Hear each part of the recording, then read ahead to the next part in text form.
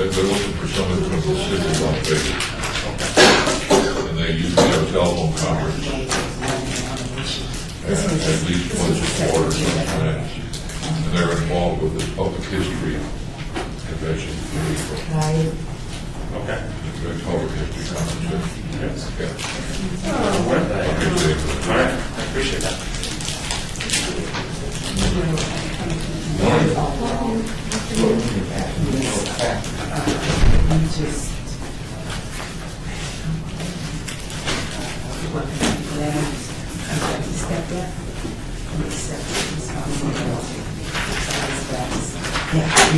I'm sorry, you didn't run it for any office? What office you want me to run for? It's not city council. But I don't live in that.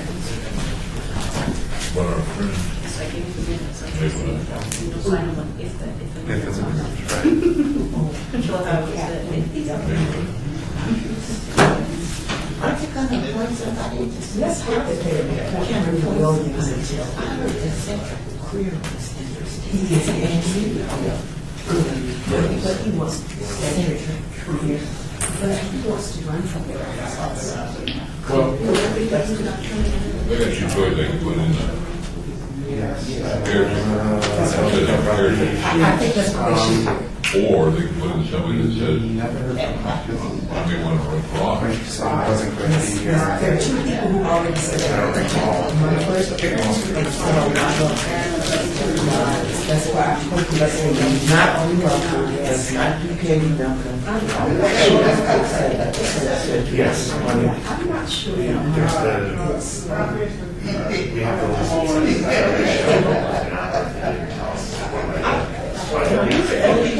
I know he is, I know he's what he does, and I'm saying that, but I say, okay, he has And I'm still learning to, I don't know if it's able to come. issues. Yeah.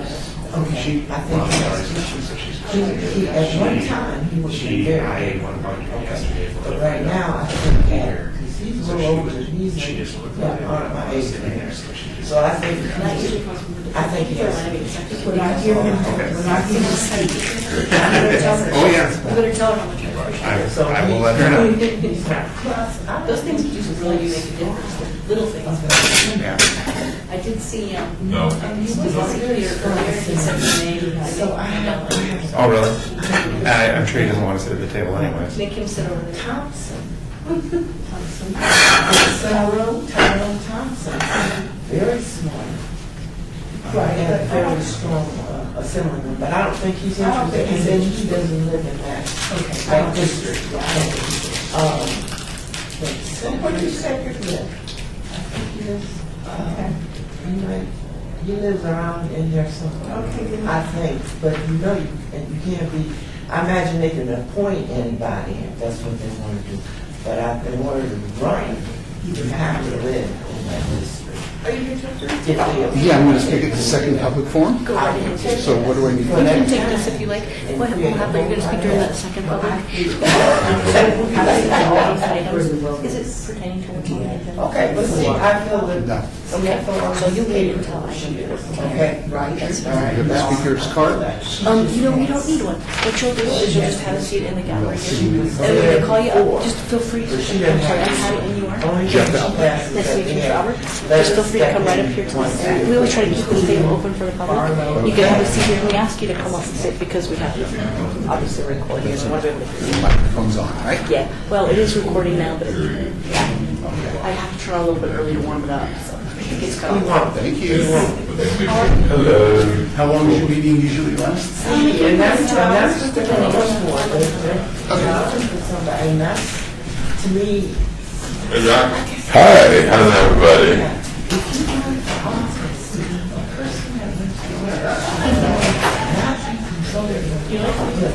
Just let write your name down too, because when I see but I, you know,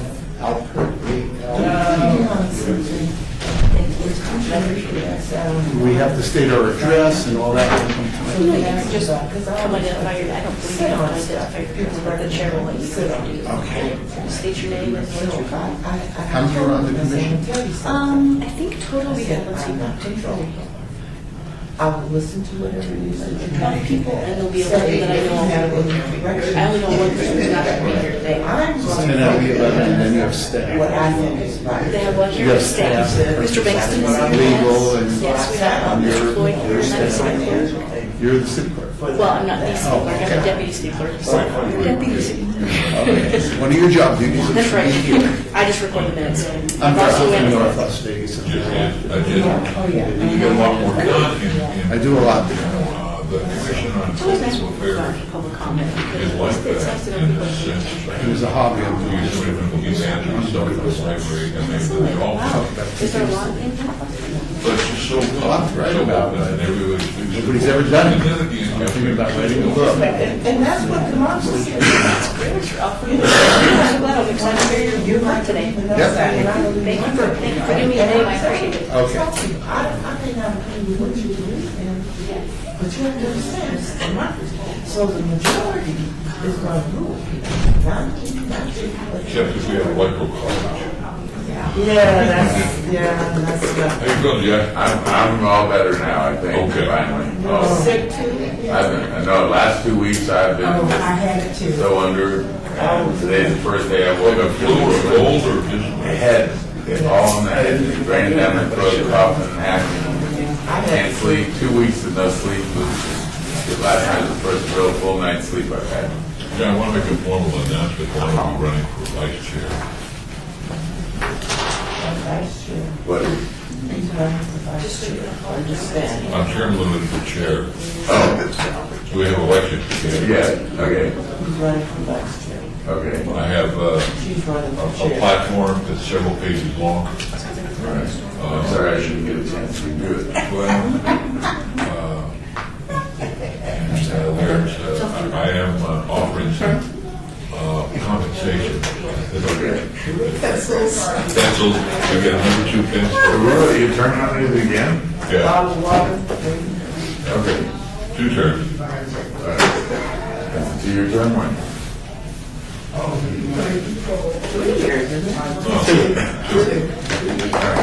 When I got here, then you returned to that. Well, he was chair, you can put him back in. He was chair, then he was vice chair, and then went down to being chair. Well, it's tough, you know, it's a tough job. Yes.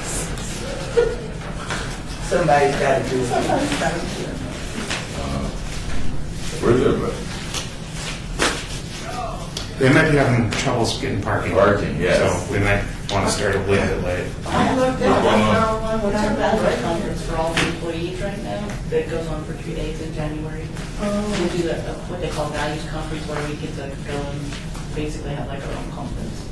So there's probably a lot of presenters and things that are parking. You have a lot of people coming from the other out facilities coming to sessions here. Gotcha. So it can be pretty tough to find parking on these days.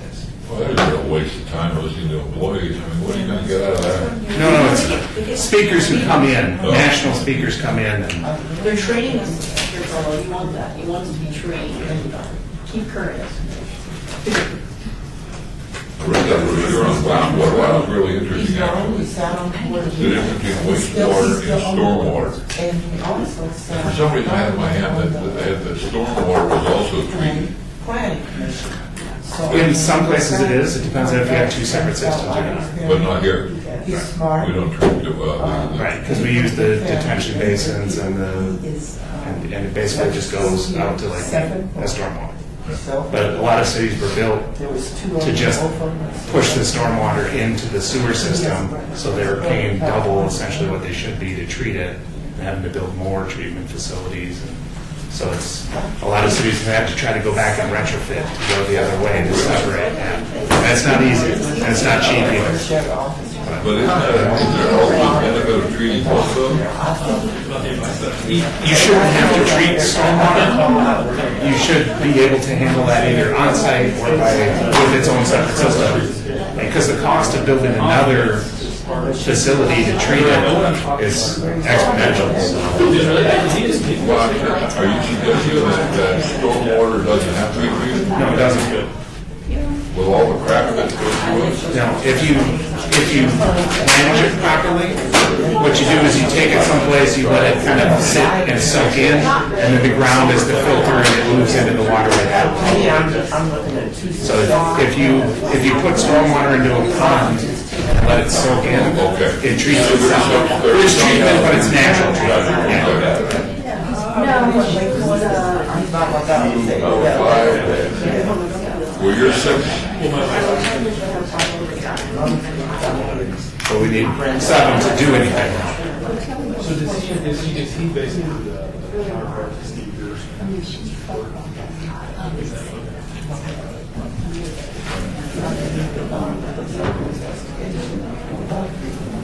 Excuse me, did Donald Lush just call in?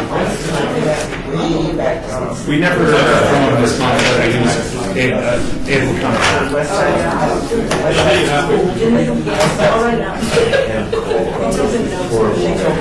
When I go away, They have. I did the contestants and I was all wired up. It's music.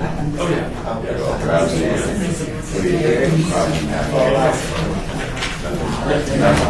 finally it broke yesterday. I mean, for a minute, see, I'm not gonna let you stay mad. So our architects basically some version of that?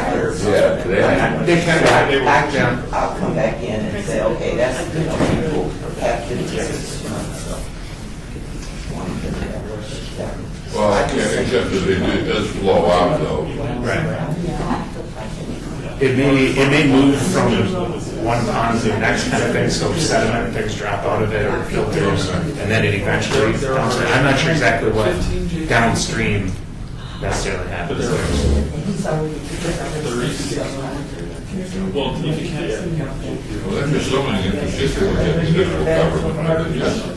Our mental states and everything, they're giving them that. But they do. And I'm not buying this plan that millennials only like small apartments. I think it's they're forced to like what they can afford. Yeah, that may be legal. So, she would have, I don't think we have. Well, we're gonna give them a few more minutes just because of the parking issue. Did you have any trouble with your parking? No? I found the space and I pulled it right there and think about it. there's nobody really Big city employees conference.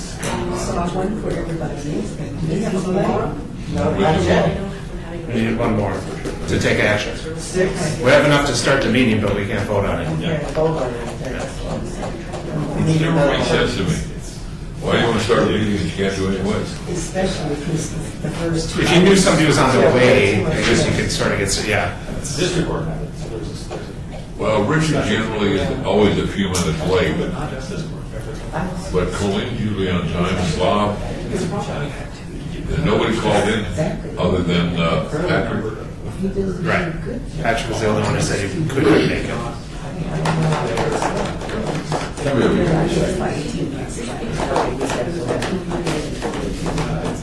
How's business? The year's starting off slow. I was actually surprised that usually January would come out, after the holidays, and it's only just starting right now. I'm starting to get calls. But the first couple of weeks, fortunately, because I wasn't really up to it, but phone wasn't ringing the first couple of weeks. Yeah, property for sale. I sold off everything at the end of last year. Every listing I had, I started the year with a blank board. So, which, scares you when you're going into, nothing there. Everything I had is already sold. When you said they were I do have one there at Palm, so we can't put it in March, so on Facebook advertising it, but,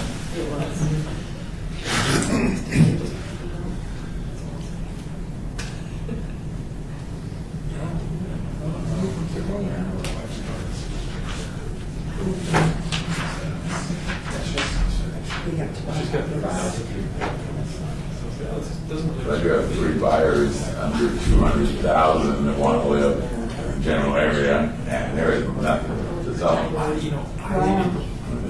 It's crazy. That's why I'm pushing people over into Colorado and Mayfair and everyone living down as far as judges and whatever, 200,000, then that's ridiculous.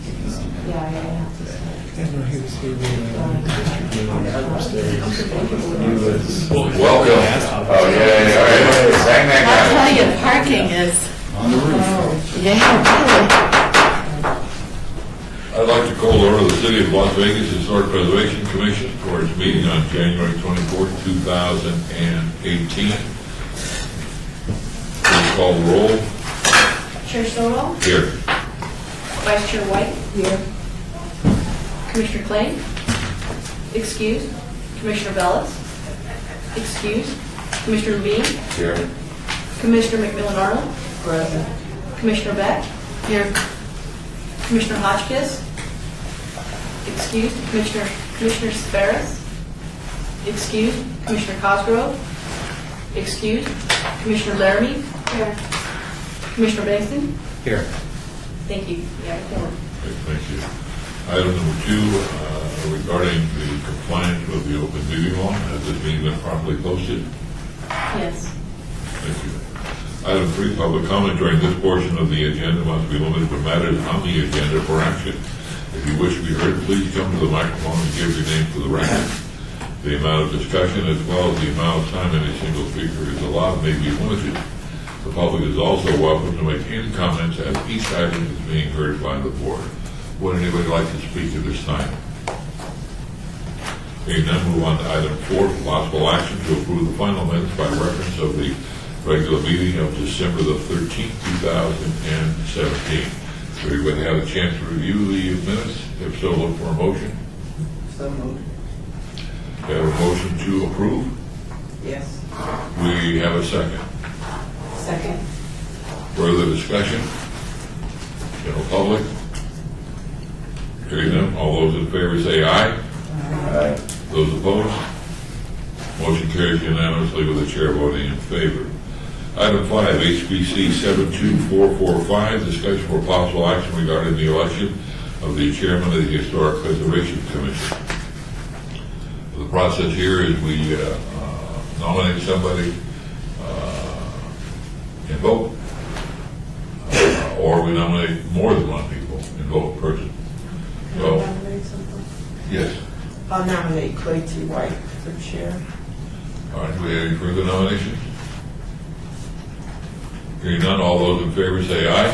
Aye. Those opposed? Motion carries unanimously with the chair voting in Mr. favor. Chairman, does Vice Chair White want to be the chairperson? Yes. I assume, but just wanted to make sure for the record. Too bad. Yeah, I'm We didn't good. want to hear you. And Mr. Chairman, who made the motion? I apologize. I did. Okay. Next item, item 6, HPC 72446, discussion for possible action regarding the election of a vice chair for the Historic Preservation Commission. Look for nominations. I nominate Bob Soto. Second. We have a motion, we have a second for the nominations. Hearing none, all those in favor say aye. Aye. Those opposed, motion carries. You take seats now, or is that second? Next time.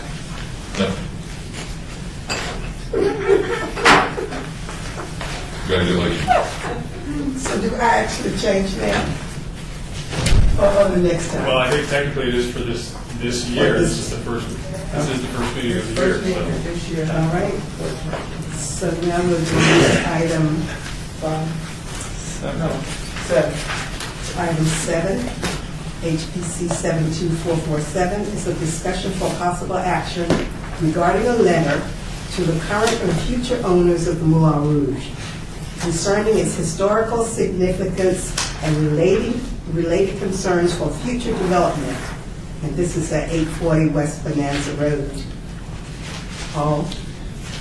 Madam Chair, Commission members, at the December 13th meeting, the HPC directed staff to develop a letter for the Moulin Rouge Historic Site to include paragraphs that indicate the historical value of the site, the significance, or that a significant public visible recognition was necessary, that the commission would like to participate in that planning process, and that the site is on the local historic register and the ordinance requirements therefore for development of the site.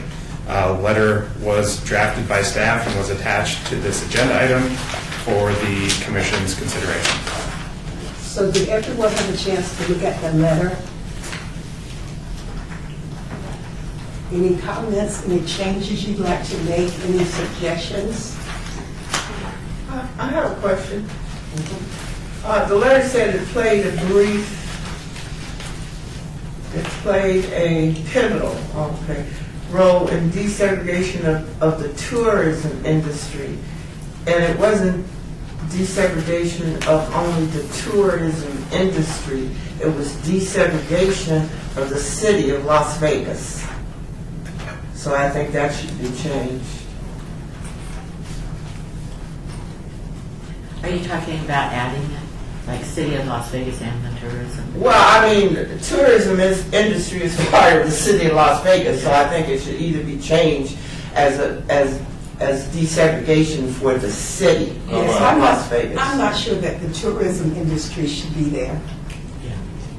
That's all I'm saying. It should just say that, because that includes tourism, Or I as could it did say- everything else. It played a pivotal role in the desegregation of the Las Vegas. It was more than just the city. Well, actually, it was almost the state, basically, is what it ended up. But basically, it played for the city.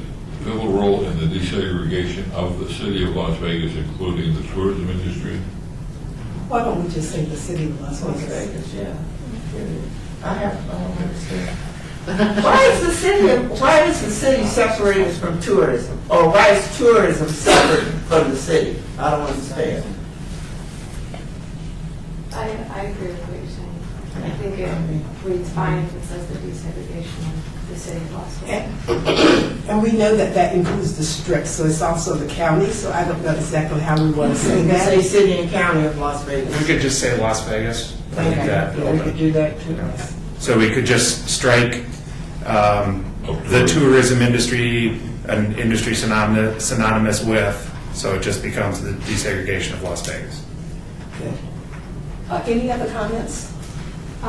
I just had a quick comment. I noticed that the mention of possible grants didn't make it into the letter. Is that just because you couldn't find a way to work it in? Because I know we had some concerns about over-promising things. Right, based on the conversation that the commission had, I didn't see that there was a clear direction on including that, so I wanted to leave that out. It could certainly be added if the commission felt it was appropriate. So could somebody refresh my memory about the grant? Well, I just thought, when we discussed it before, that it might be kind of an extra incentive for them to work with us if they knew that there's grant incentives out there. Whether or not they would receive them is a different story, but a lot of times people don't know that they're an option. And we did talk about that, I remember that, and I happen to agree with her on that. I think that sometimes if builders or people who are taking over these historic properties understand, doesn't mean that the HPC is giving the grants, but there are ways places to seek grants to help with restoration, or if you want to keep some kind of site. I tend to understand the concept, but I'm not sure what we're holding on to. A part of the challenge has been with that site is that it was a private property, and there wasn't any funding for a private enterprise to go in and preserve that. So are we saying that what grants are now available Well, and I don't mean to, there's, the grants may not be for the restoration of the property, but maybe to honor the history in some way, whether it be a monument or a plaque, or it doesn't necessarily have to go to the restoration, but there's a lot of grants that private property owners can apply for that may help the ultimate preservation of the property, I think. It is imperative that any future development of the site include a publicly visible recognition of the state's history. The site's history. And then we would insert the line, without saying we would pay for the entire thing, that there would be. Just, so this last sentence, I think it could maybe be worked in there where it says the Historic Preservation Commission would welcome the opportunity to work with you as you consider future development projects, and possible grant funding for preservation initiatives and to develop the recognition or something very quick like that.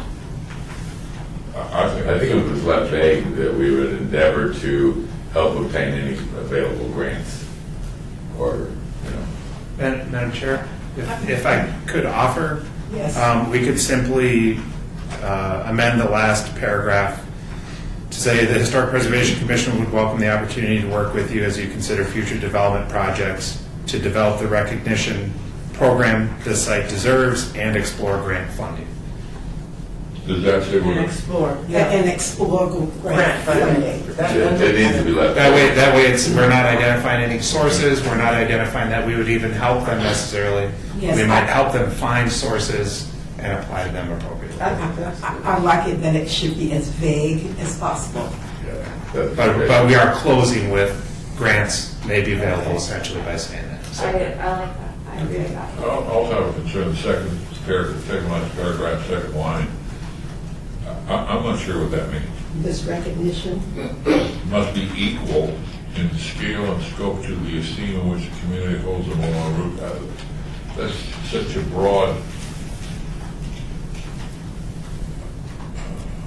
well, they're talking, that's referring to the public recognition, that it should be equal in scale and scope to the esteem in which the, so it should be something substantial.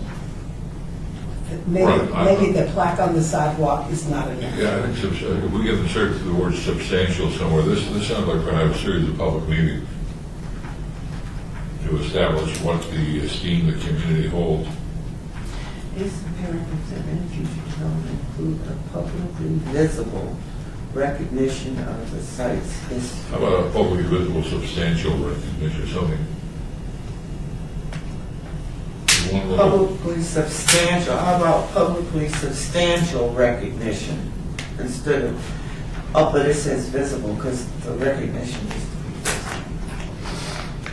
Recognition must be an equal to scale and scope to the esteem which, Wordsmithing in the That's commission is important. always a challenge. Madam Chair, we could reword it to say it is imperative that any future development of the site includes a substantial public recognition of the site's history, and then strike the second sentence. No, I kind of like visible because we wanted something people could see. And we could leave that in there as well. Substantial, comma, publicly visible recognition of the site's history. And the interpretation must be equal in scale or scope to which the community holds the Moulin Rouge and its history. So we're going to delete that sentence. No. You like that sentence? I just said what I thought. This record, interpretation must be equal in scale. The site's history and the interpretation must be equal in scale and scope to which the community holds it in esteem. Okay. You see what I'm saying? That it's important for people to know that that site is held in esteem. And what they're saying in this last paragraph, which but I guess I'm trying to cut back some of the wording to just make it a direct thing. It has to be visibly, Okay, so my, recognition of the site needs to be in equal scale, needs to be of equal scale and scope to which the community holds the Moulin Rouge and its history. Get that? so the only argument for that, against that would be that not all of the community holds it in esteem. Oh, I disagree.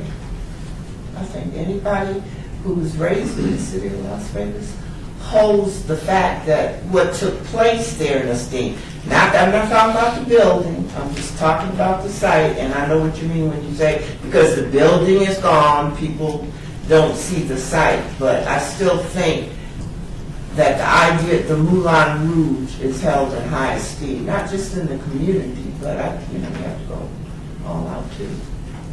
Yeah, if I may, I think the letter establishes that esteem level as we understand it. We talk about the incredible history, the pivotal role. I mean, we're hitting pretty heavily that it's clear that the city, by way of the HPC, holds this site in very high esteem. So that's kind of the build-up towards that. But I can understand the wanting to make sure that the community that's included in that sentence is understood who that is, and that's clear. So then, with the changes that we've discussed, that the second paragraph, we're going to change it to desegregation of the city of Las Vegas, and that the fourth paragraph, What was that changed to? Fourth paragraph, what was it changed to? The fourth paragraph? So what I wrote down so far, it's imperative that any future development of the site include a substantial publicly visible recognition of the site's history. This recognition or interpretation must be equal to the esteem in which the community holds the Moulin Rouge and its history. and that the last paragraph is going to include Explore grant funding and explore grant. and we will explore grant funding at the end of that sentence. Right. My question is on paragraph 4 is about the word must. Okay? Do we want the word must or should or ought to or recommended that? I think it should be must. I have a hard time because if we don't show as the HPC that we're strong about certain things, especially in historical preservation and recognition of these buildings, people aren't going to take this commission seriously. I mean, we have to fight now for what we want. So I feel, this is just my opinion as one of the members, that we need to be a little more assertive and a little stronger in what we want from people as far as historic preservation goes. So must doesn't bother me. Legally, what's the must or shall? Yeah, Seth Floyd, Deputy City Attorney. I don't, as far as what you put in the letter, I don't have any concerns with putting must or shall, or putting should. I mean, I think that the authority that you have is not defined by the letter. So, if someone gets this letter, whether they believe they're bound by this or not, I think you've expressed your desire to convey that you want this to be something they consider, that they come to you, and that they work with you on this. And so I don't have any problem with the word must. I don't think that confers any legal obligation for them to do something specific. And the legal obligation is really my concern, not the. Okay, so I would withdraw the question on that. so this can be reworded and presented to us next meeting? If the commission is comfortable with the edits that have been read, you can approve it with the edits to paragraphs 2, 4, and 5. I have a question on the last Okay. paragraph. Whereas the Historic Preservation Commission would welcome the opportunity to work with you as you consider future development projects. I don't know, if I got this letter, I wouldn't even understand how I would work with us. So the rest of the sentence does not explain it? Well, we could explain what we could do, the opportunity to work with you as you consider future development projects in order to assist you to develop, I know this wording's been changed, but in order to assist you to develop the recognition program. If we forgot and, consider future development projects. Yeah, striking and, where it would say, consider Yeah. future development projects to assist you or whatever, to develop the recognition. I don't know about this word program, but if it's fine with everybody else, I don't really care, but the recognition the site deserves, recognition program. I just think it just sort of sounds like we want to work with them, but we're not really saying what we would do.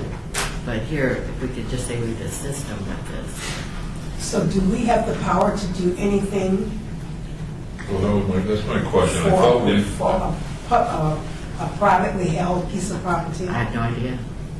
well, I was going to suggest, Mr. Chairman, that there is some authority that we do in fact have, and that authority should be in this letter, it is, paragraph 3. and it's already included in this letter on paragraph 3, if I could point that out. Right, so the flow of the letter essentially establishes the history of the site, states that there is a review that they're required to go through with the city that requires approval by the HPC, what the HPC's expectations are, and then essentially kind of a closing saying, we want to work with you on the whole process. Yeah, I see the problem with the word assist. You know, Clay T. Madam Chair. It's okay to call me Clayton, but to the word, which word is it now? Well, you were questioning what we could do. I Oh, mean, okay. we could say to advise, Okay. maybe, or something. But if no one else cares. I do think it's hard to be too specific in that, you know, we don't know what we can do until we Right. get them at the table. So I think the purpose of the letter is more not to offer anything specific, but to just ask them to please come meet with us, and then we can decide at a future meeting what we actually could offer. So instead of to work with, should we say to meet with you? Let's use work. Okay. A very small change. I noticed that they were talking about the Moulin Rouge Agreement in 1960. It also went on the National Register in 1992. What we don't acknowledge is that it was built in 1955. It's a small point, but let's just add that. The Moulin Rouge. So we could make that, the second paragraph could add that it was constructed in 1955 Yes. as the Well, first integrated. So the construction was really 54, 55. Okay. So When did, is there an official opening date though? Maybe 55. 55? Opened What was in it, May? 55. Yeah. I would have to look up the exact date, but it's May 26th. Okay. What's your number? But it was constructed, you can say it was constructed, it was open in 55, but it was also, just say it was constructed in 55. We could strike constructed and just say it was opened in 1955 to be the first integrated. That's hotel casino. accurate. Right. Okay, All right. I have a question. Could we not, suggestion, before I put it into a motion, could we not have him redo this letter with the changes and then present it to us at the next meeting, please? I would hate to see it. Because I don't have all the, I didn't write down all the changes, so I can't get the form of the letter. And I don't want to vote on something until I see it. That's just my thing. Do we have to, we can't do it by email, we have to do it? You cannot do it. Okay. We have to, the business of the commission has to be, now if an individual commissioner had suggestions that they wanted to make, they could email them to me directly that way. But we could certainly, if it's the commission's prerogative, we could obey this item to next month, have a draft, have it redrafted with the changes that have been discussed here, and we could have action at that next meeting. Do we know, has there been any new movement on the site? Not that we're aware of. There was just a There's no newspaper present article, time. was it yesterday? Yeah. There was a tiny article yesterday in the newspaper. Yeah, I don't think time is a real concern with this. We could wait a month and still be effective. Same with that. I'd like to make a motion to obey. Second. Oh, somebody second, please. We have to make the, Changes, so we want to obey the The changes, changes and the- present it at the next meeting. You didn't say that. to You said- review the changes. You'd want to make the motion to obey and direct staff to make changes as discussed. Well, actually, that wasn't my motion, but I didn't say it articulately. There you go. I'd like to make the motion to And I'll obey second. this item and have staff make the changes suggested by the commission. We'll do that at the next meeting. And we have a second. 3 or 4 times. Second. So it has been motioned and seconded that we're going to obey this item until next time. All in favor? All right.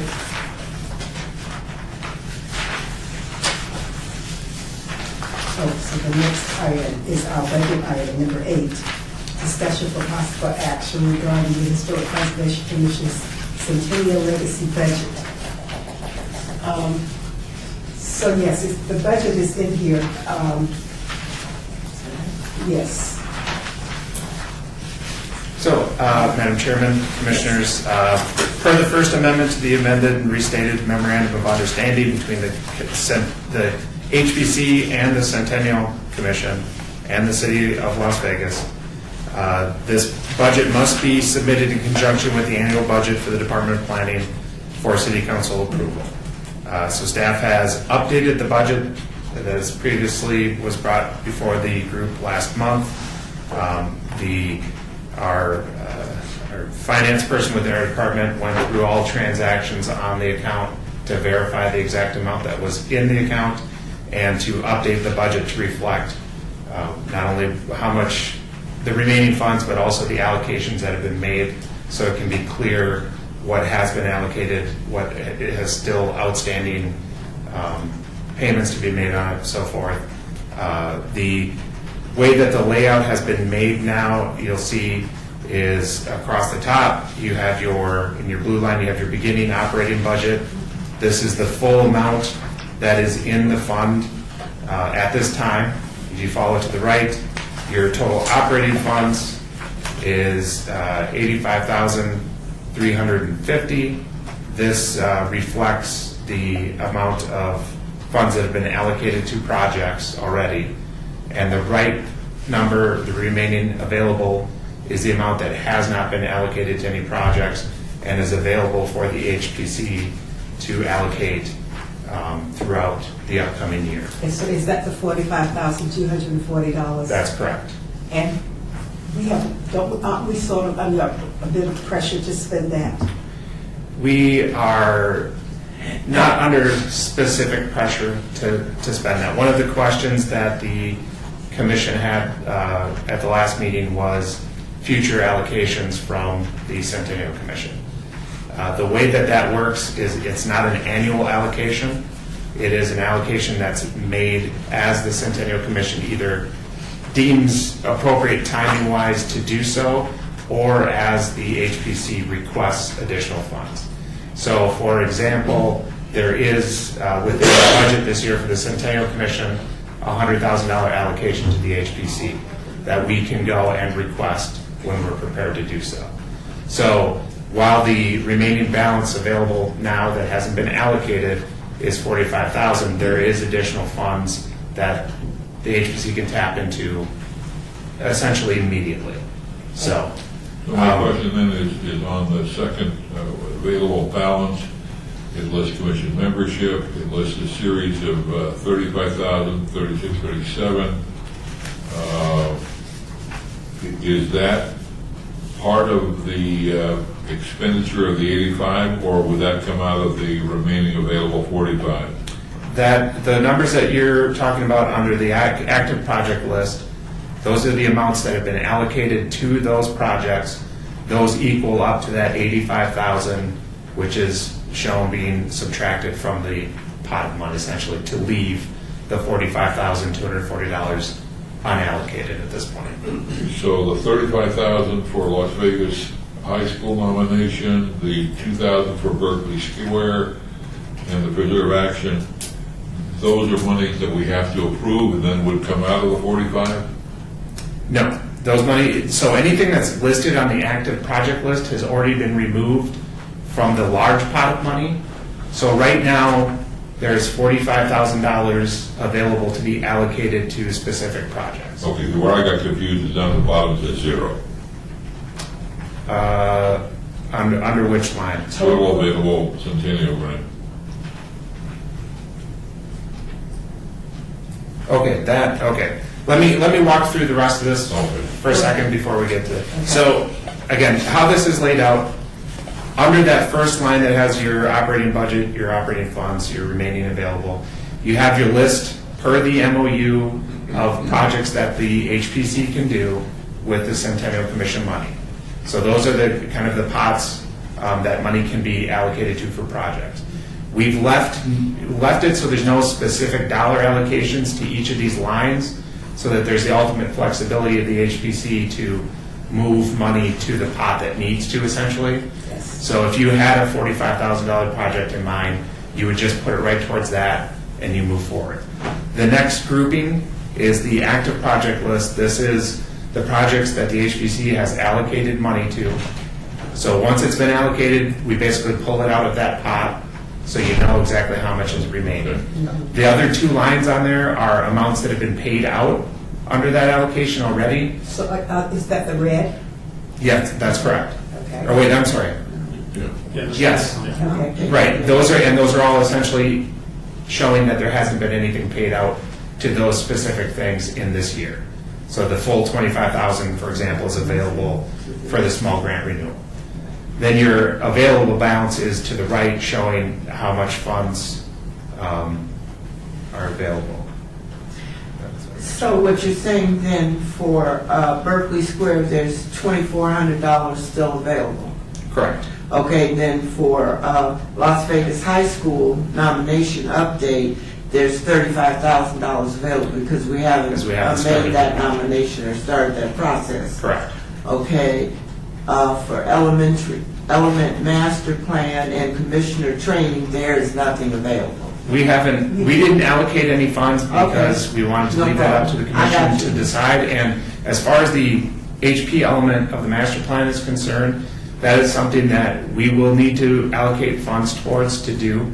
The city is doing the 2045 master plan update.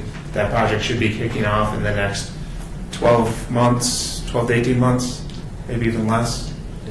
For the record, Robert Summerfield, Acting Planning Manager. The master plan process, actually, the mayor announced that as a part of the State of the City address just last week. The HP element of that will be a part of the work that will be kicking off with the outreach and public engagement portion slated to start this summer.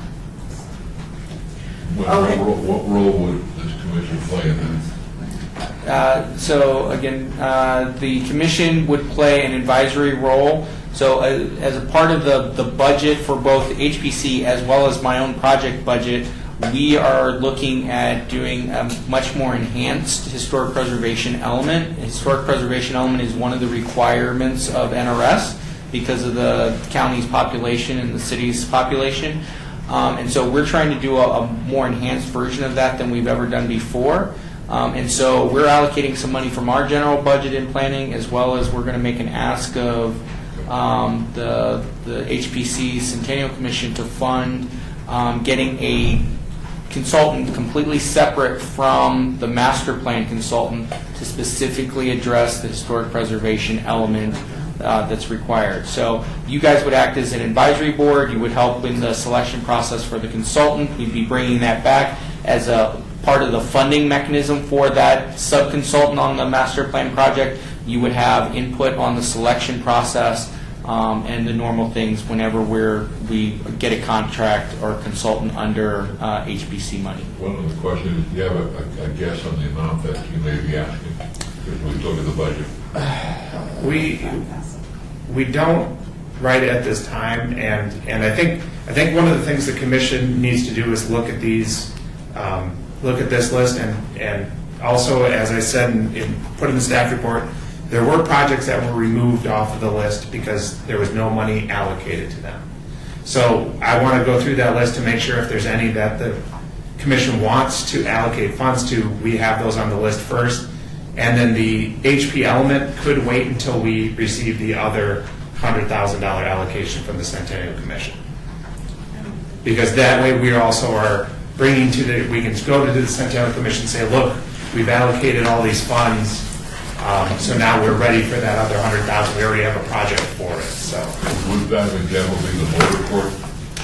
Yes, that was one of the ones on the list that was pulled off because the HPC didn't specifically allocate funds to this. So at our next meeting, we're going to have that list.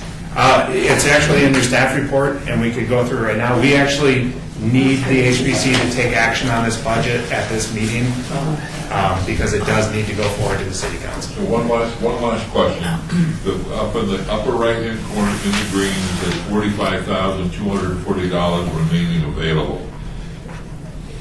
Is it not in fact that we have $40,000, $50,000, $60,000, $70,000 available because we have not put in a small grant? No, We've already allocated. They Right. allocated What? $25,000 for small grant, it's right We here, haven't they given took any it small out. grants. but we have to allocate that pot of money. The HPC has the discretion, but what has been done every year is that pot of money for the small grants has always been brought back up to 25,000. That isn't necessarily what has to occur, it's not required, but that has been what's done, is you've established the pot of 25,000 Let me every year. rephrase what I meant. We can spend $45,000 and we can also spend $25,000. In small grants. 25,000, Yeah, correct. Yes. right. Because So that's- they've allocated 25,000 here, and if you notice, there's nothing remaining. Right. So that's been taken care of. Well, I'm The just thinking that 35, Robert may want a small they grant. didn't, we haven't allocated yet. Well, Because actually, you've not got so small. 35. Not so small. Yeah. Right, this was, Zero balance. the way that this has been done is to clarify that small grant pot of money, because it had just been always reset at 25, and we weren't specifically accounting for the grants that had been given each time. So now we've shown that as a line item, so it moves it there, and then next year, the HPC can say, well, we only spent 2,000 of it last year, so let's just leave it at 23,000, let's not add any additional to the But my pot. question is, the small grants, aren't those the things that we give out when people ask for money and we usually give them $5, if they're doing a book or if they're doing something else? Could you define that? Is there a maximum level of how much money a small grant is considered to be? Yeah, I believe the small grants are capped at 5,000. Yeah, So like the neon museums. Yeah, it's 5,000. Right, Yeah. so for example, on the report, you'll see the two that are active right now. You have the Genealogy Society that the HPC just granted money to, 4,000 and change. You have the Neon Museum transcription, Yeah. that's still on there because that project is undergoing. So, So really, we have already spent 17 out of the 25, or is that always automatically? 25. we spent 7 out of the 20. So the total available small grant Okay. is 17.9. So when that cycle happens in March, I believe, is when we'll review the next group and able to approve them, you'll have 17,900 available at that time to grant out through that small grant program. Is it possible, if we went back to 25, or is that the 25 for this year? We set it at 25 for the year, so Okay. essentially we moved that kind of before these were granted, so to So say. we have to spend the 7,000, we can't take it back up, 17,000, we can't take it back up to You 25. could, if you chose to do that, you could do that. You Okay. could increase, essentially you would be increasing that line item fiscal year 18 small grant renewal to be 32,000, let's say, that would bring it Oh, I see. roughly Okay, back up. fine. Okay, I'm just If we asking. do that, though, that takes away from around $45,000. Correct, Right. correct. Yeah.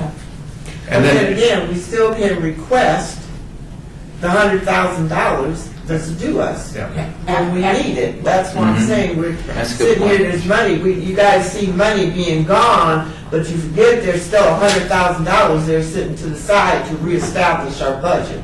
Paul, one other question. One of the challenges in spending the money has been your particular office, not you.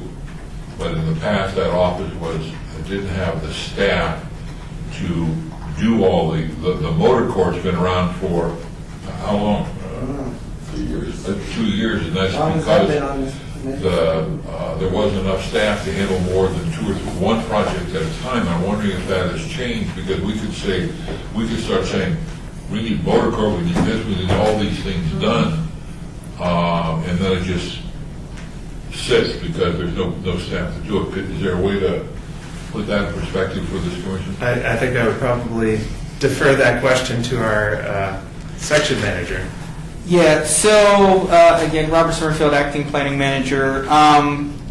So, Vice Chair, the staffing hasn't changed. In fact, hopefully most of you are aware that because of monies that the city owes to Metro and other increasing costs related to labor, the city is actually looking at reducing the operations budgets in a number of departments, including the planning department. So we've actually been working on a budget this year that would reduce our staff a little bit. No one would lose their jobs. We just wouldn't fill a couple existing vacancies. In fact, Paul will be taking on some additional new responsibilities in our office as a result of one of the vacancies we have at the moment. Still being HPO, but with some other focus areas. So while I could not commit additional staff, I do believe that there is some bandwidth in our project management in long range to be able to work on some stuff where before, under the previous HPO, she really kind of handled everything herself and didn't really try to farm out any of the project management to other staff that could have potentially helped.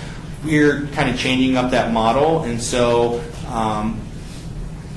Paul, as HPO, will be managing a number of things related to historic preservation, but it won't all be on his shoulders. We will have some support staff, and so it will allow us to take on possibly some additional work. It all is related to the scale and scope of the project. If the project requires, a dozen meetings a week to get it done, well, then that probably is a bigger lift than something where we're checking in with the consultant, on one or two meetings a month to check in on their work and then doing a final presentation to HBC. So it really will be a matter of the scope of the work, how much we're funded for the consultant to do versus what staff needs to do, and then how much project management is really required for that project. So how would we know what we can decide to spend money on? How would we know that you have the capacity to handle it? Like motor course, how many, how Yes. big of a time consumption would that take on Paul or whoever would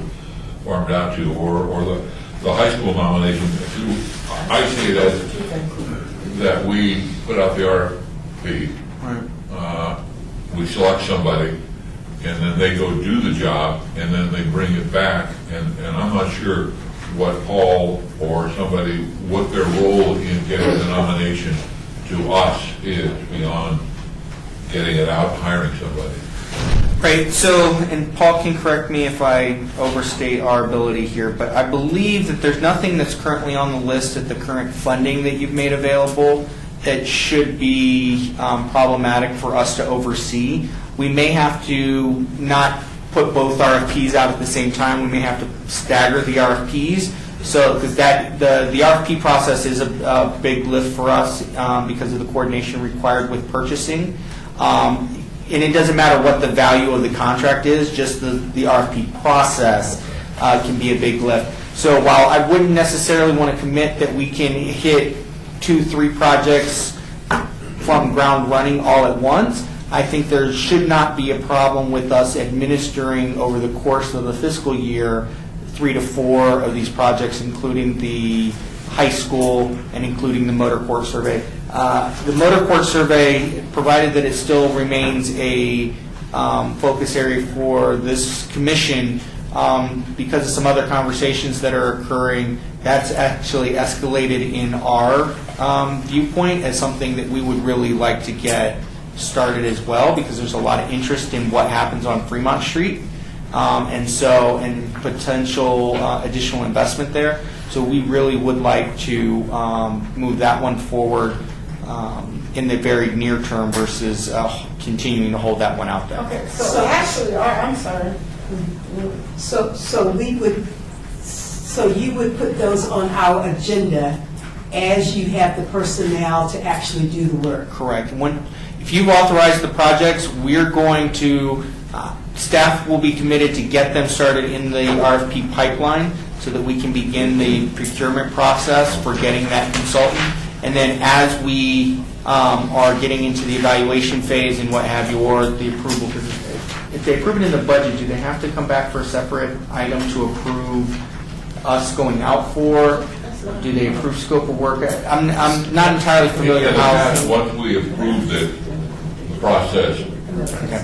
slowed down or moved fast, depending on what staff was available. So if you are approving these projects in the budget, then we will create a work plan that we will bring forward that will provide you a draft schedule of when we expect to get these things to purchasing, when we get it back from purchasing, and then we would come to this committee, or commission rather, for approval of a contract as appropriate. So I gotta ask this. I gotta with this, because I'm getting really frustrated on this. Okay, so as a commission,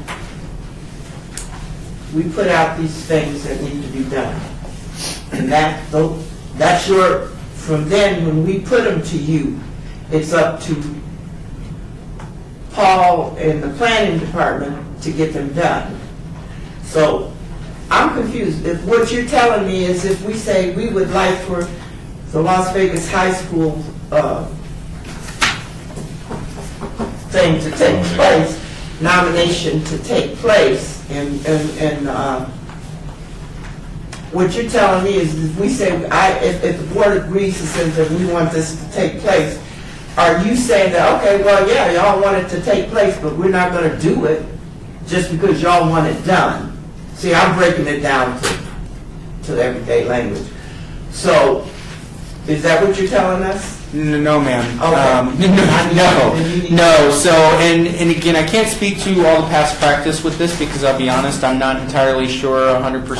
I just want to know. But going forward, if you approve these projects on your budget, what we will do is we will take the budget that you approved and the projects that are approved within that budget. We will supply you at a future meeting, whether it be the next meeting or the meeting after, a work plan that shows you a schedule for how we would anticipate rolling that work out, getting with our purchasing department on getting the RFP out for bids, and resolving the bid process. So what you're doing is your plan comes back and says, well, we can get this done for you or get it started for you in 30 days. Correct. So it's, That's so what- it would be a clear, transparent way of getting the things done Yes. that we are voting upon. And provide some accountability back to this commission as to, you've approved these projects to be done, you've allocated these funds, here is the schedule that the planning department is going to work It'll toward. take the Where in the planning past, I think department we time. probably not really provided a clear time frame. Exactly. This will provide a clear time frame. Doesn't mean that every one of the 4 projects that you want done in this fiscal year will all kick off in February or March, but that you will have a clear schedule of when we anticipate kicking those projects off. So any other questions? Anyone else? I just need a little clarification. So we have the Las Vegas High nomination under the active project list, but has anything happened on it? That was moved to the active project list because the HPC voted to allocate a specific amount of money to it. But we won't know until you get bids, right? Correct.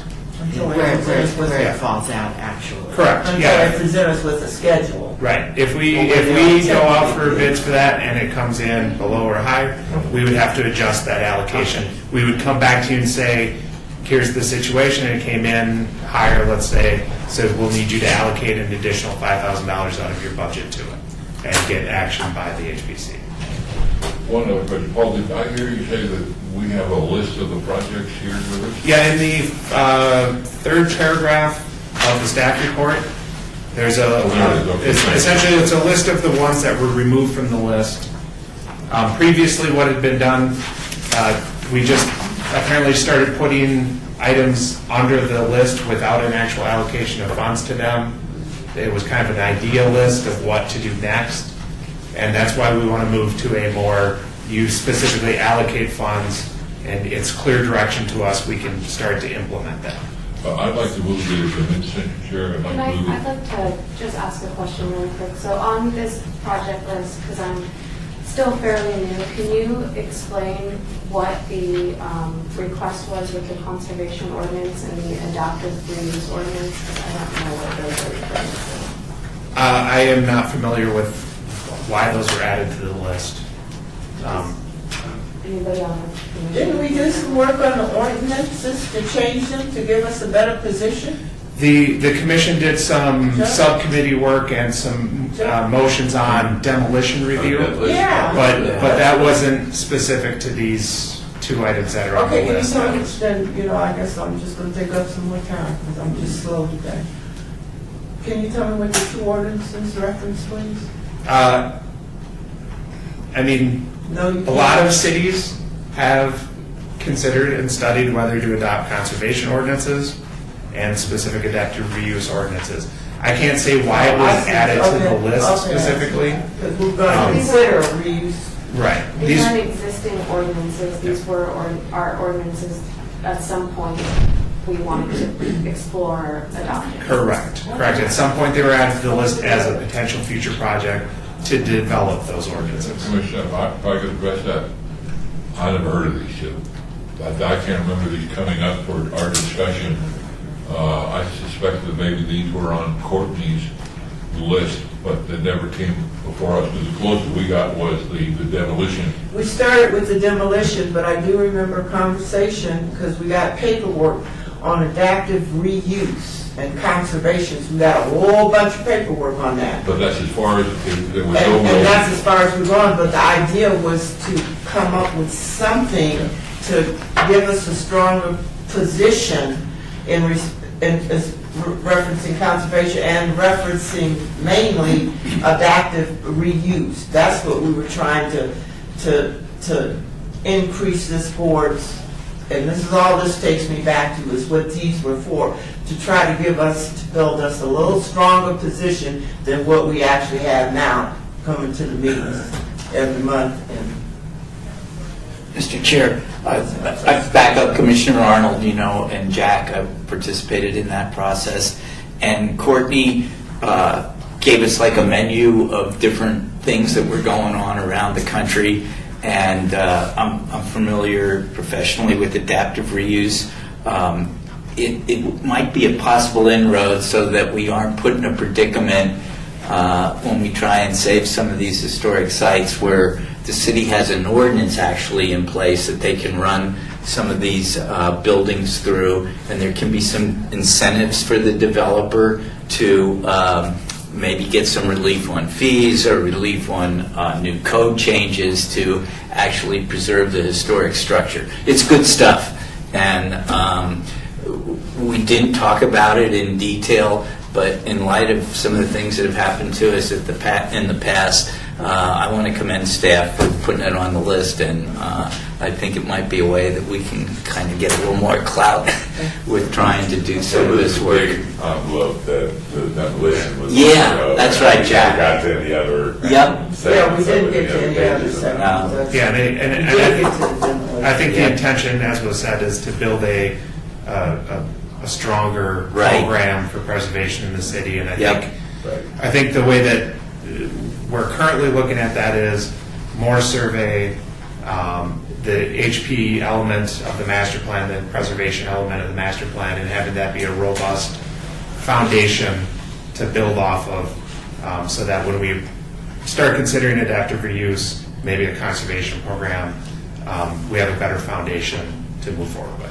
Madam Chair, if I might, just to tack on, one of the selling points for the historic preservation element is typically the way the codes work is you put a goal, you establish a rationale, a priority in your master plan, and then the ordinance is the mechanism by which you activate that goal from your master plan. So, again, one of the reasons why we felt that the historic preservation element kind of deserved to be called out and have a specialty consultant work on that particular part of this master planning effort that we're about to engage in was because we do think that there are things that are unique to it, that if we can get those put into the master plan element, then they lend themselves to having the conversation about adopting an ordinance that achieves the goal that was established by the updated master plan.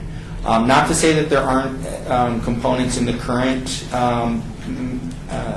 historic preservation element that call for some of this stuff, but the current element is out of date, and the current plan is out of date. So by refreshing the conversation and the discussion through this master planning process we're about to engage in, I think it will put a new emphasis on having the conversations about if this is what the community is feeling, that we need to be more proactive in adaptive reuse, more proactive in conservation efforts for some of our historical buildings, and maybe they're not historical, maybe they're just older buildings that still have really good, useful life to them instead of tearing everything down and starting over. I think that'll be the opportunity to kind of set the public policy conversation through the master planning process, and then that adds legs, clout, if you would, to being able to move forward with a future ordinance that actually would codify how that would happen. And I think this is great because we see the changes downtown already. So I'd like to move the agenda. Is there no more questions on this item? Well, we have to reallocate the 45,000, correct? You're not required to allocate all 45,000. However, there was a kind of mention of the motor court survey being added back to the list. I'd like to add the motor court as well. I think that's a big priority right now. I agree. And do you have a recommended funding amount that you would like to put towards that from the 45,000 so that we can update the budget and begin preparing for an We have RFP a for little more that? of a scope of what we are talking about. It's a broad term. Can we have a little more definition that would help with deciding how much? Are we talking about just Fremont Street, or are we talking about Las Vegas Boulevard to Sahara or San Francisco? The way that the conversation was framed previously in the discussions was both Fremont and Las Vegas Boulevard were included. Las Vegas Boulevard, go, because we're a city, so I mean, we can. Well, that's a nice strip of There are motor courts almost all the way right down to Sahara within the city jurisdiction. So did we have a price on that before? No, there was never a specific dollar amount assigned to it. That was one of the reasons why it was moved off of the active list, because there'd never actually been a specific dollar amount allocated to it. It was just something to explore So what are in we the gonna previous do? Have budgets. I'm sorry to cut your butt. What are we gonna do? Have the motor courts reviewed, or what are we doing? What are we doing with the motor court? Suggestion, are we going to sit there and list them, or are we going to do? Well, I think we would be doing the survey to establish whether there was criteria for a local or national district. So Jack, weren't you part of that? I brought it up, but we never really got anywhere other than that we put it on the list. Okay?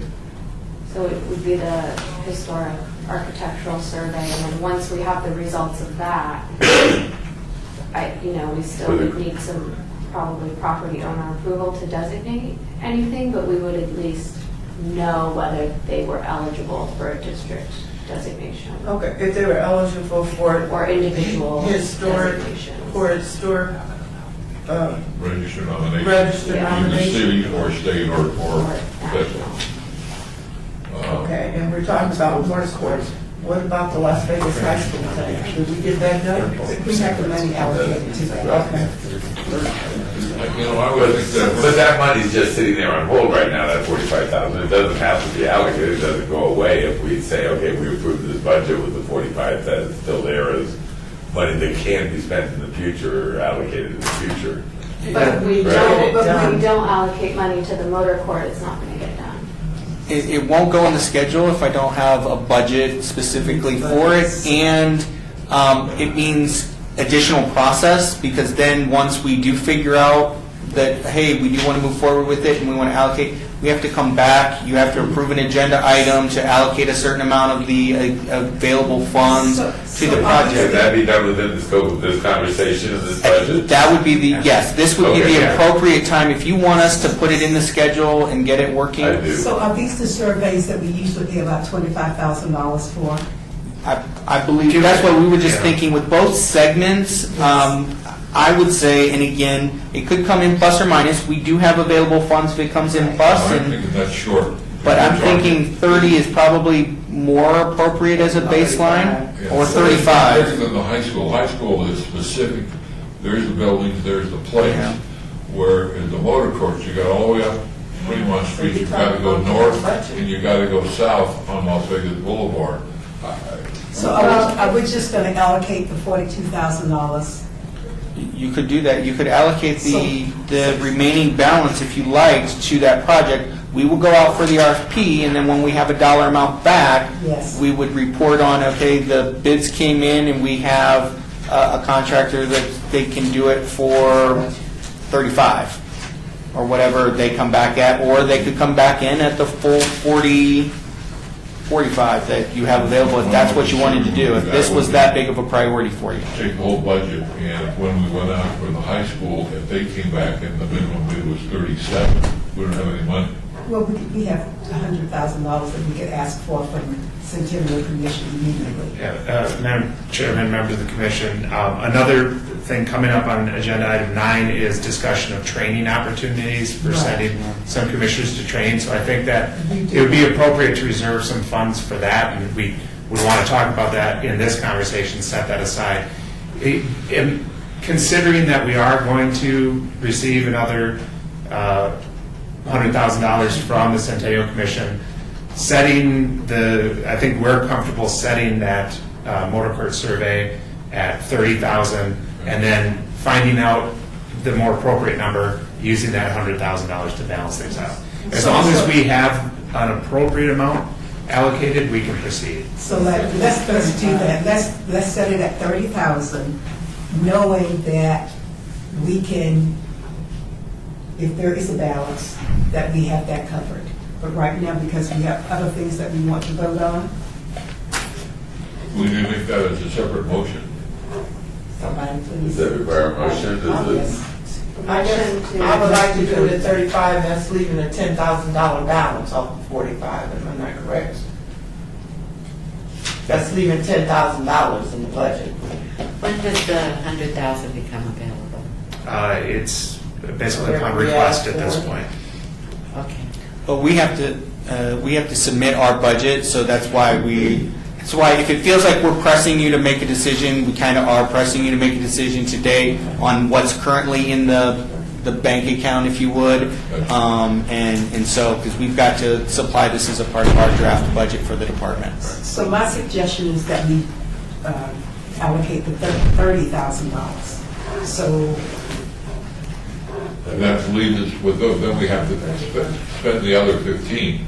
Well, you don't necessarily have to allocate that because it's available in that pot. That means at the next meeting, you could start allocating that 15,000 for other things. We don't have to allocate every single dollar that's in that pot of money to get the 100. No. Right. You do not have to spend this money to get the 100,000. If you know you're going to have projects that are going to need that money, we can begin the process of requesting that. The issue right now is you can't allocate more money than you have on the paper. But if you don't allocate something, we can't begin working with it right now. We would have to come back at future meetings and update your budget. So the other thing we would want an allocation is for training. Yes. So that way, when we get to that next item, Right. it's a So, feasibility. Madam Chair, if I could suggest, if that's going to be a potential allocation along with the 30,000 that has been suggested for the motor court survey, you may want to go ahead and open a public hearing on number 9 and have a hearing on both of those together so that you could make either 1 or 2, well, maybe 3 up, or however many motions you decide, to allocate all that and approve the budget all the time. Okay, so number 9 is a discussion for the possible action regarding approval of commission attendance at the National Alliance of Preservation Commission Forum 2018. So- Oh, sorry. Yes, but Paul, but this is usually for new commissioners who have not been to one of these before, or probably some of us who probably need to go, would like to go. Paul? Madam Chairman, members of the commission, so the forum is being held in Des Moines, Iowa, in July. I did, to aid in this conversation, I did poll the commission to find out if there were members who were interested in attending. There were 2 members who were interested in attending this. I've done estimated costs associated with the forum of $1,750 per person. So the question then would be, this may not be the only training opportunity, of course, that will come up throughout the year, so need to determine how much to set aside. Previous HPC budgets set aside $7,500 for commissioning training. Before the discussion goes too far, I do just want to disclose that I'll be attending forum as my organization is presenting, but I don't think that needs to exclude me from discussing the item or voting on it. Who the members So would who like the to two?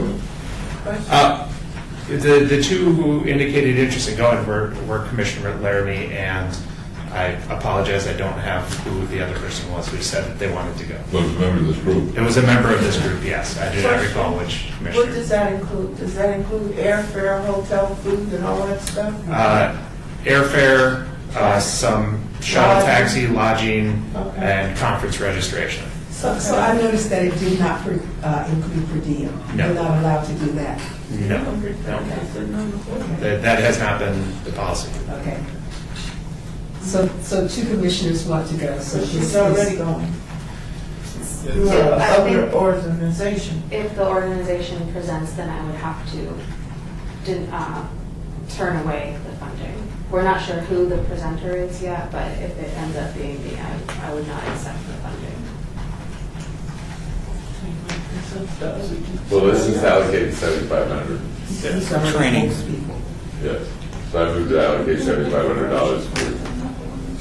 So do we need to take, we've got two separate, there was a motion that was made, wasn't seconded, for 35,000. There was discussion for 30,000, now we've got another one for 75. Should we do these all at once or individually? I think I would do them individually, and I think it'd probably be three, well, unless you're going to allocate more money to something else, probably be three motions, one on the 35, one on the 7,500, and then a final one to approve the budget, so Robert has what he needs to go. So what is the amount for the motor courts that really make better sense for us? Is it 30,000 or 35,000?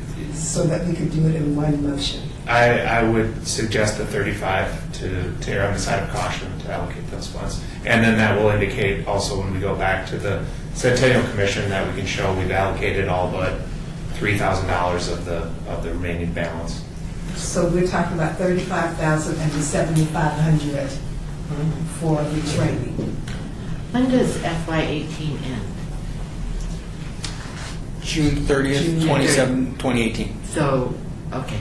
I'd like to go ahead and second the motion for the motor court for 35. Well, who made the motion? You did it. I made the motion, okay. I can't second for 35. I make a motion that for the mid-century motor court, we allocate $35,000. I'll second it. I'll second that. So everyone in favor? Aye. Okay, so carries. All right, now a motion that we do $7,500 towards for Training. the training. Madam Chair, I apologize, these are public hearing items, so. If any member of the public wants to talk. Yeah, Oh, I'm sorry about that. okay. So either of these? No comment. Okay, good. All right. So in the second motion, This is for Jack? $7,500 towards training for the HPC commissioners. I'll second that motion.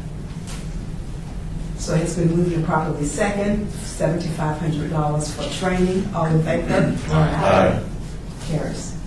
Chairman, I would like to suggest that Paul also see if there's some additional training opportunities for the full commission to meet here to bring somebody in, as we've done in the past, rather than fly everybody out to someplace. And that's for the regular training that we would have gotten at the National Alliance. Yeah, so I can look into some options. Okay. There is a February, it's the first February. So, and that's an item for future agenda. Okay, good. Do we need to also approve the budget? Yes. As amended.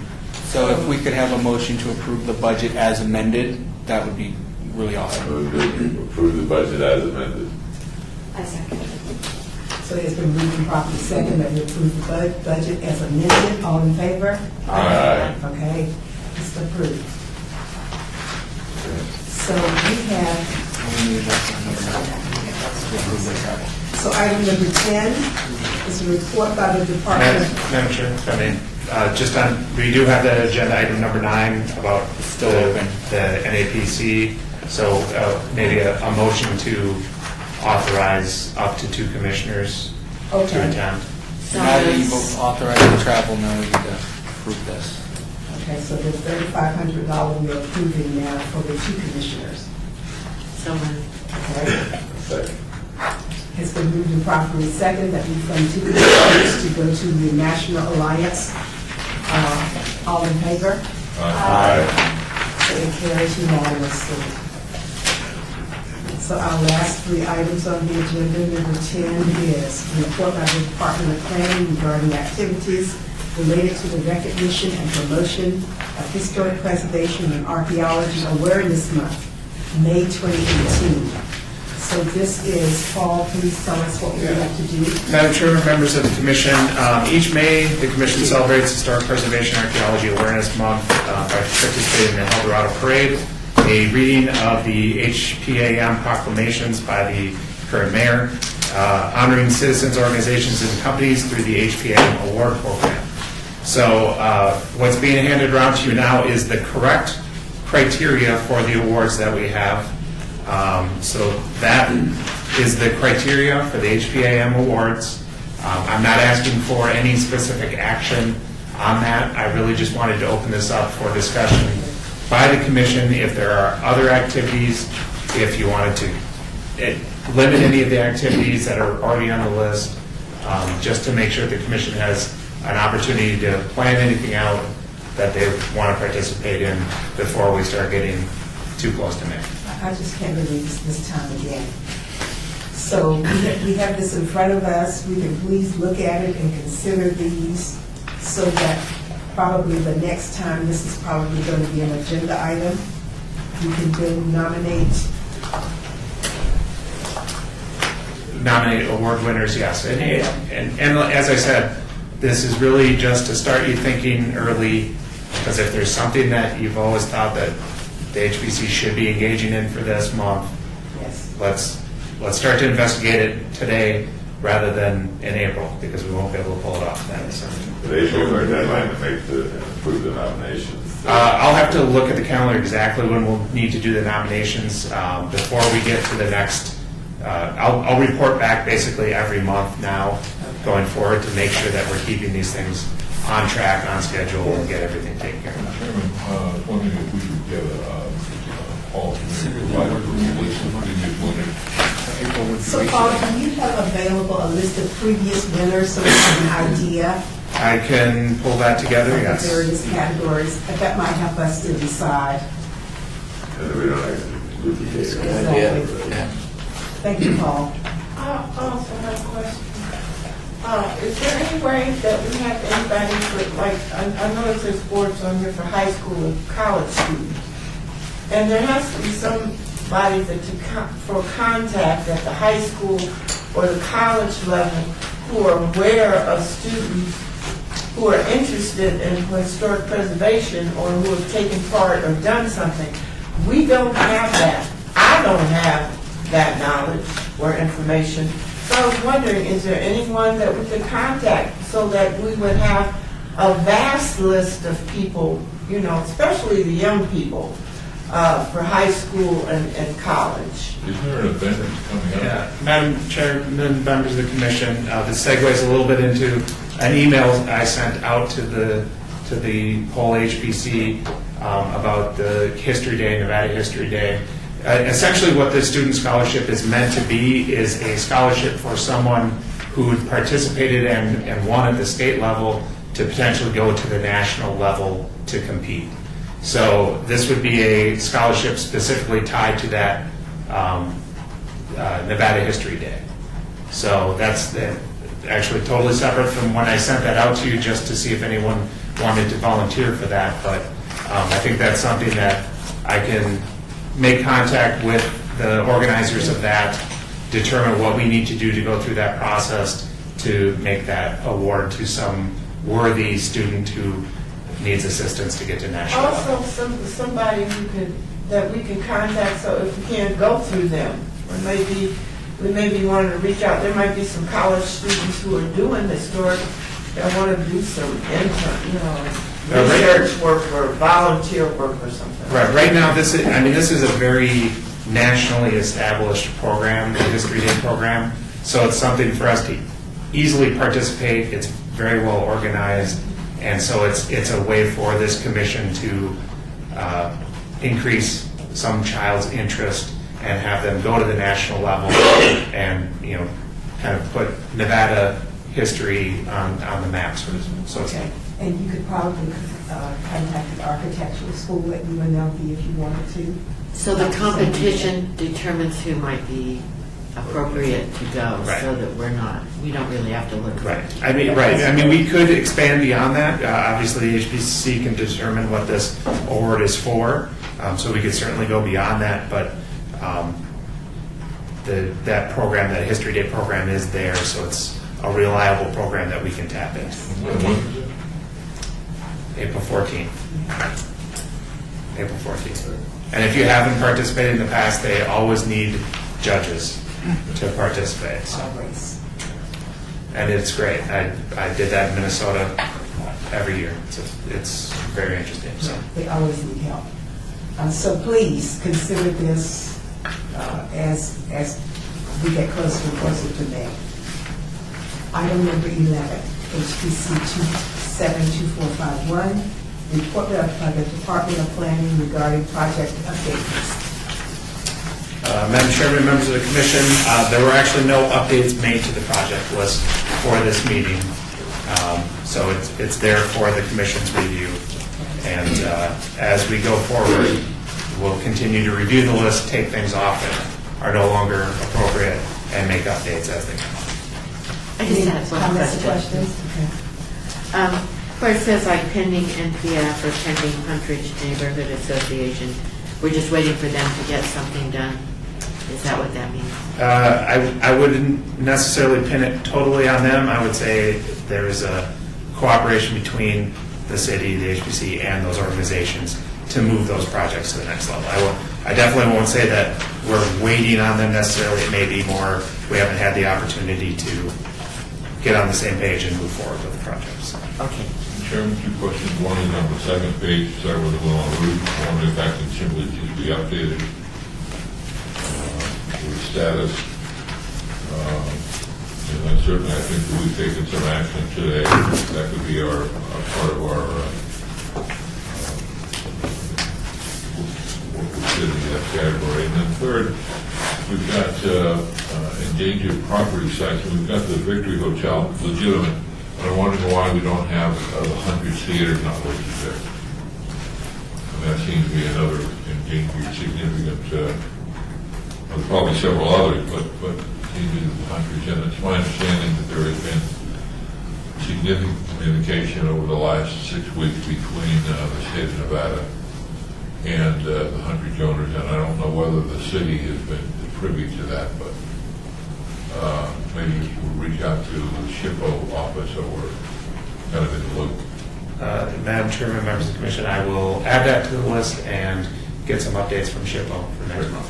And I'd like to have an update on what's happening with the Berkeley Square banners.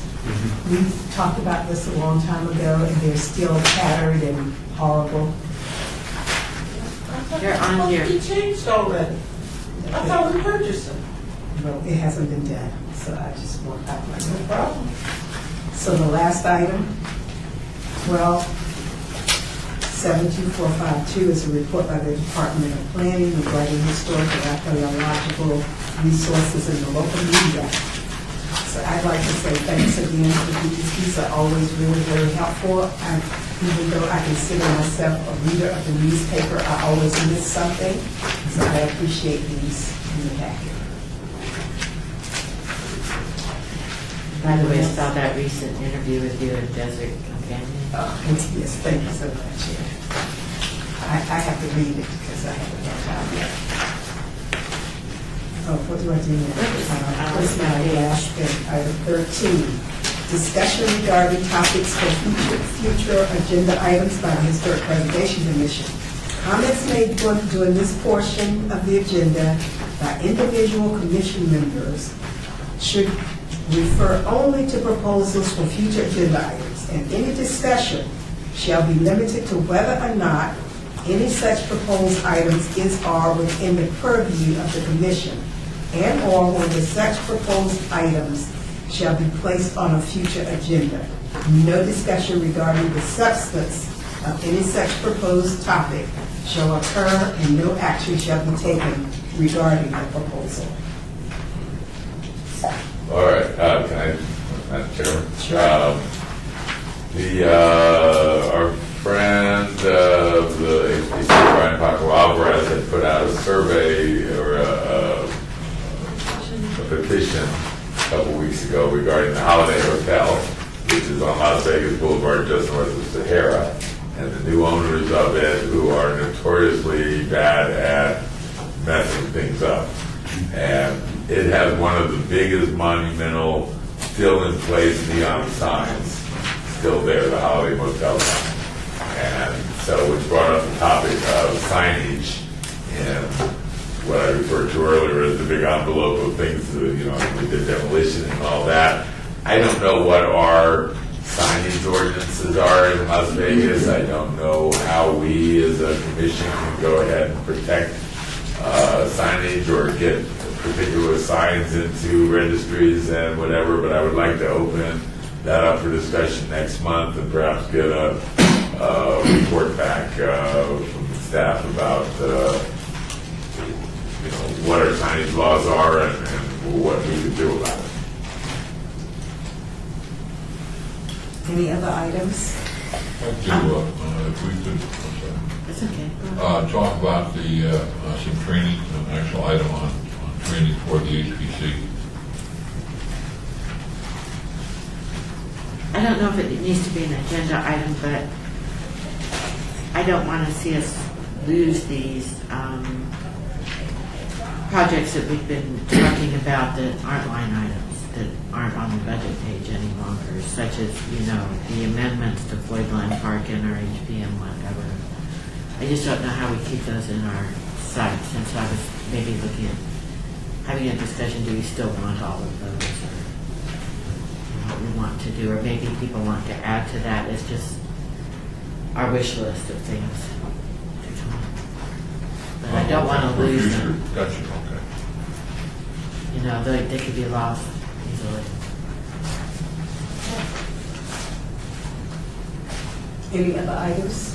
Madam Chair, along with Jack's request, and not pressing that it would have to be at the next meeting, but maybe staff could give us some education on adaptive reuse ordinances to kind of prep us for participation in that process.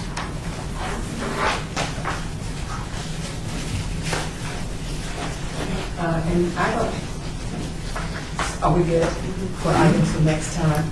So there's a thing that we're supposed to read about, open the floor to the public one more time, and I don't think I have it in front of me, but, Madam Chair, I think it's just what's item 14.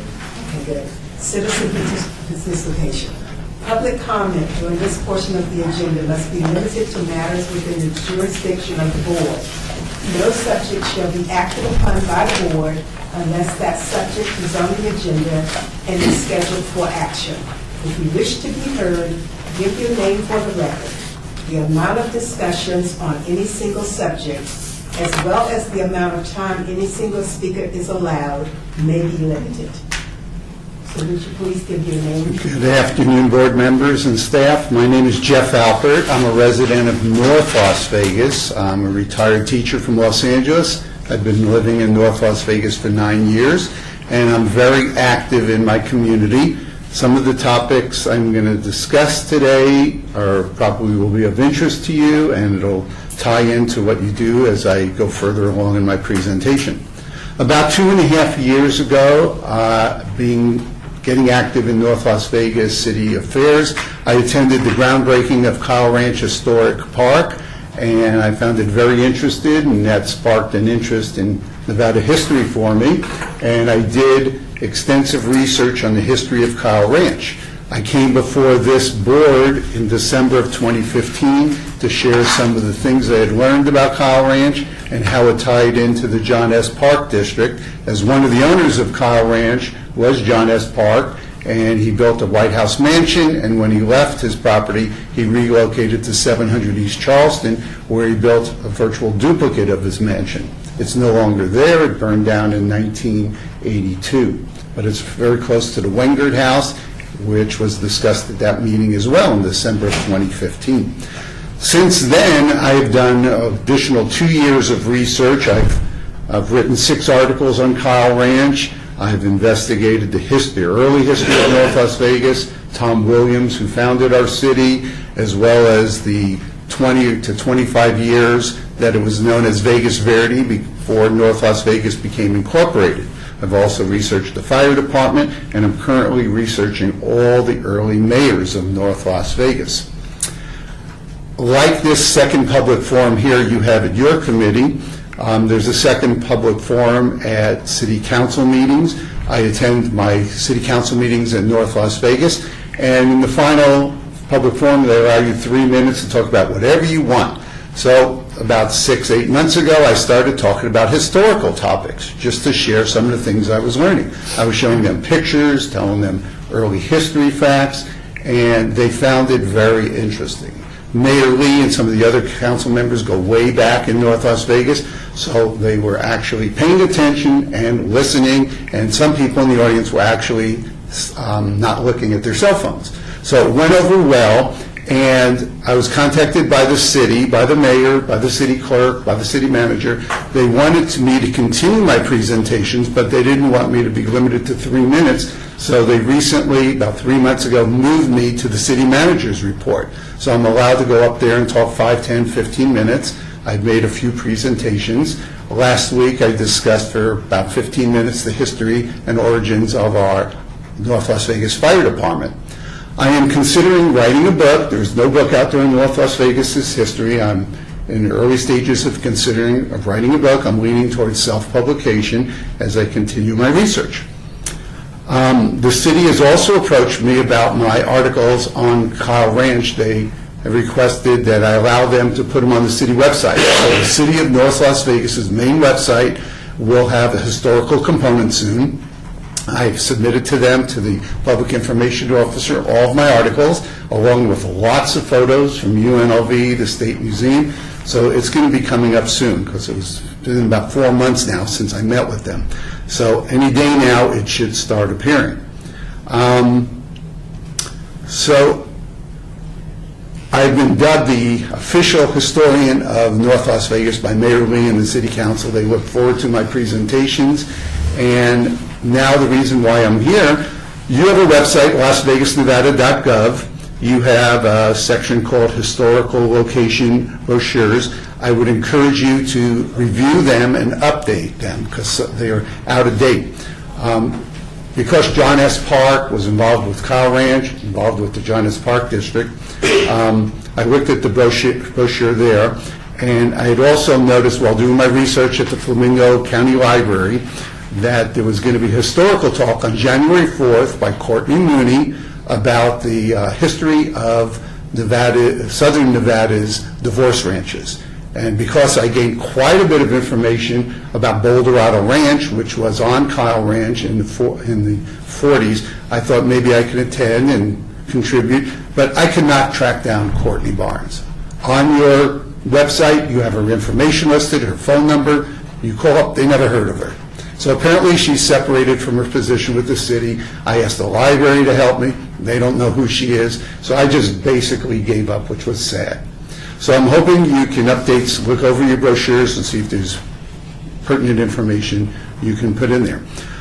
About a year ago, finally, I made an attempt to try to contact anybody at the John S. Park District. I assume they have like a homeowners association. I have done extensive research into John S. Park and his First State Bank. I know a lot, and I thought it might be entertaining for the residents there, if they have meetings, to have me come and give a 15, 20-minute presentation, show photos. I have a lot of information about the bank and the 2 White House mansions. And I tried Googling I learned some names. I got no responses. I got nowhere. I finally got a current name of some attorney who might be the president of the association. I called his office. They wouldn't let me speak to him because I wasn't a client. I sent him a letter. He never responded. So finally, I am hoping today, after the adjournment of this meeting, if there's anybody here that can put me in touch with any information about who runs the John S. Park District Association, and if any of you personally have any information or early Northwest information photos to share with me, I would appreciate that as well. Thank you for allowing me to speak. Okay, thank you so very, very much. I think you're in the right place. We do know who Courtney is. We can probably get you in touch with her. We have a person on the commission who represents the John S. Park community. We'll introduce you to that person if you like.